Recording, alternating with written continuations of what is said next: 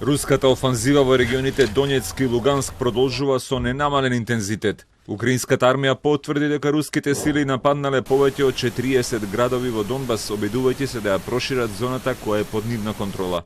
Минатиот месец официјален Кремљ фокусот на својата офанзива го пренасочи кон воспоставување целосна контрола на регионот Донбас во источна Украина, испраќајќи илјадници војници и тешка артилерија. Од три правци се напаѓаат украинските сили кои ги бранат градовите Северодонецк и Лисичанск. Со евентуалното освојување на овие два града, целата провинција Луганск би била под руска контрола, една од клучните воени цели на Путин.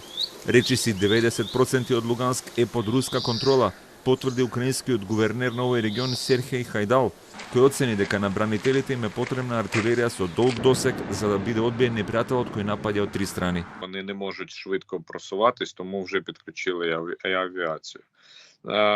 Характер наступу і форма, вона однакова всюди. Тобто вони дуже довго обстрілюють позиції. Тобто артилерійський такий обстріл ведеться 4 години, до прикладу. Потім кидають в наступ роту чи дві.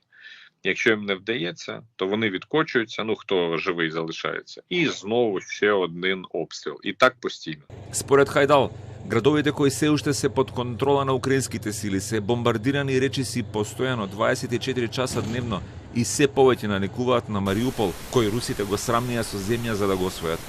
Истовремено украинскиот лидер Володимир Зеленски жестоко го критикуваше поранешниот американски државен секретар Хенри Кисинџер, кој го спореди со поранешните дипломати кои се обидувале да ги задоволат барањата на нацистите 1938 година, откако Кисинџер сугерираше дека Украина треба да ја дозволи на Русија да го задржи Крим, кој беше анексиран 2014 година. В Давосі з глибокого минулого виринає, наприклад, пан Кісінджер і говорить, що нібито треба віддати Росії шматок України, щоб нібито не було відчуження Росії від Європи.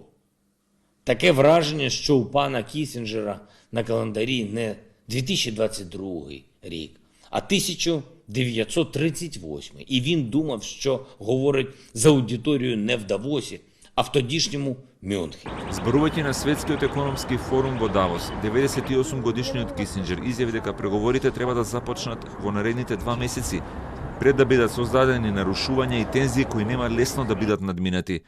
При тоа тој сугерираше дека линијата на поделба треба да вклучува враќање на статус квото пред руската инвазија, што меѓу другото значи и Крим како дел од Руската федерација.